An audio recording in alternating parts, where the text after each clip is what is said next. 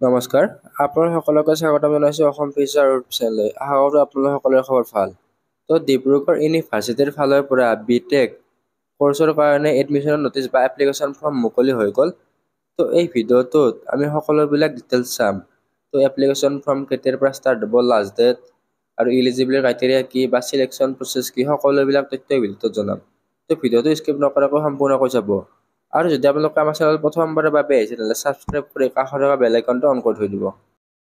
ইয়াৰ কাৰণে officially notice আহি গ'ল। এই নটিচখন আমাৰ ৱেবছাইটৰ পৰা ডাউনলোড কৰিব পাৰিব, লিংক ডেছক্ৰিপশ্যনত দিয়া আছে।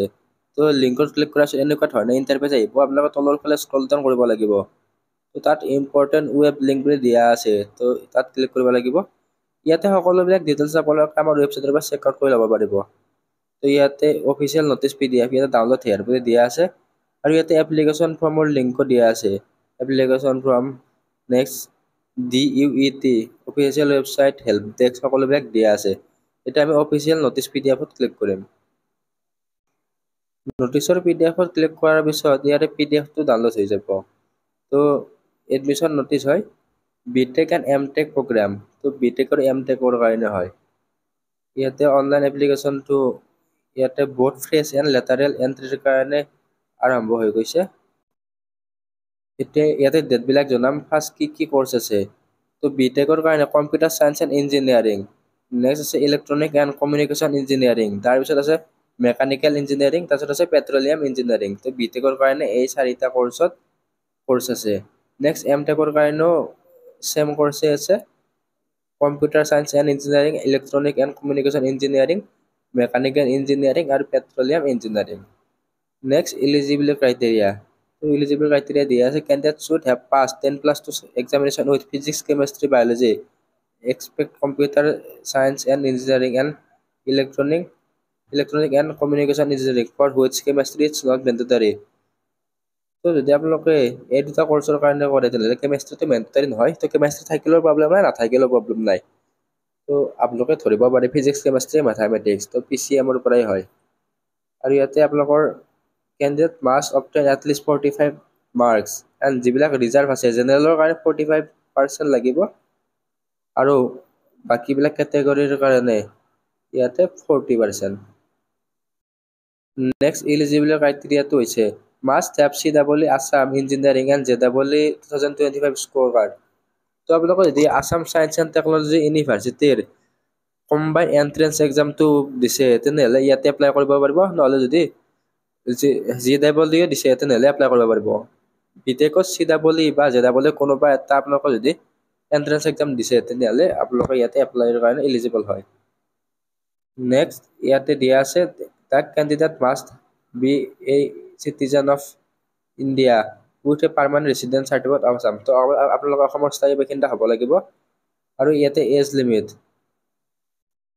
ইয়াতে মিনিমাম এজ 17 ইয়াৰ হ'ব লাগিব আৰু মেক্সিমাম এজ 21 ইয়াৰ্ছ হ'ব লাগিব। আৰু ইয়াতে 3 বছৰ SC STৰ কাৰণে ৰিজাৰ্ভ আছে। however maximum age limit for BSc pass student 22 years.